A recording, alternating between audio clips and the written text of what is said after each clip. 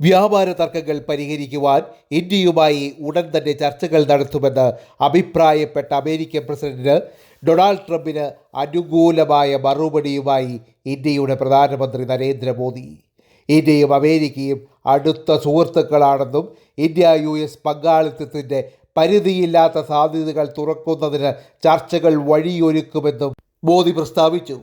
തീരുവ വിഷയത്തിൽ US അധികൃതർ ഇന്ത്യക്കെതിരെ കടുത്ത വിമർശനം തുടരുന്നതിന് ഇടയായിരുന്നു ട്രംപിൻ്റെ പ്രസ്താവന.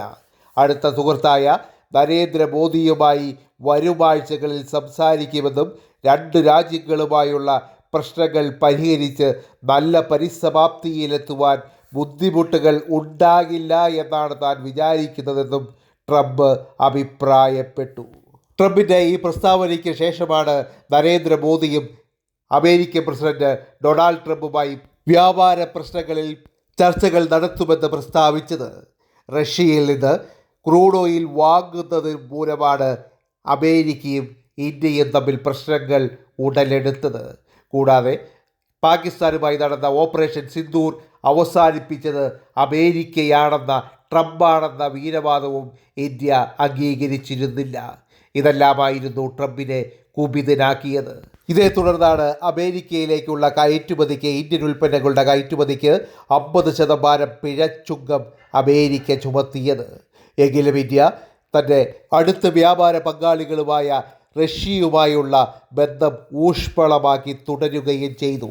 ചൈനയിൽ നടന്ന ഷാങ്ഹായ് കോർപ്പറേഷൻ്റെ മീറ്റിംഗിൽ മോദിയും പുതിനും ഒരുമിച്ച് കൈകോർത്തു വന്നതും എന്നാൽ ഇന്ത്യയെ ഭീഷണിപ്പെടുത്തി ചൊൽപ്പിടിക്ക് കൊണ്ടുവരുവാൻ സാധിക്കില്ല എന്ന് മനസ്സിലാക്കിയതുകൊണ്ടായിരിക്കാം ഒരുപക്ഷെ അമേരിക്ക വീണ്ടും ഇന്ത്യയുമായി ചർച്ചകൾ തുടങ്ങുവാൻ ആഗ്രഹിക്കുന്നത്.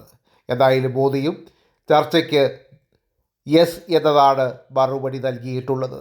അതുകൊണ്ട് തന്നെ രണ്ട് രാജ്യങ്ങളും തമ്മിൽ വ്യാപാര ചർച്ചകളിൽ പങ്കെടുത്ത് പ്രശ്നങ്ങൾ പരിഹരിക്കുമെന്ന് തന്നെ നമുക്ക് പ്രതീക്ഷിക്കാം. ഇന്ത്യക്ക് അമേരിക്ക ഒരു വൻ വിപണി തന്നെയാണ്. ആ വിപണിയെ ഇന്ത്യയിലെ ബിസിനസ്സുകാർക്ക് ആവശ്യവുമുണ്ട്. അതുകൊണ്ട് തന്നെ ഇന്ത്യയും അമേരിക്കയും തമ്മിലുള്ള നല്ല ബന്ധങ്ങൾ തുടരേണ്ടത് കുതിക്കുന്ന ഇന്ത്യക്ക് ആവശ്യവുമാണ്.